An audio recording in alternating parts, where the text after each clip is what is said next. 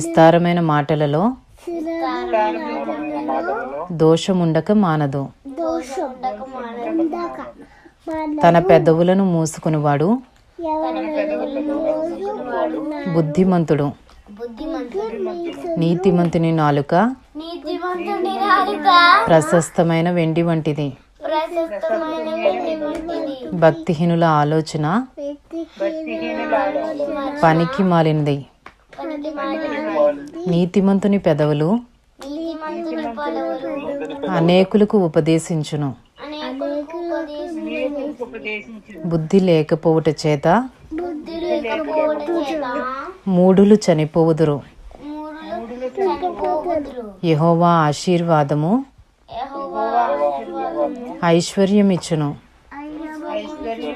నరుల కష్టము చేత ఆ ఆశీర్వాదము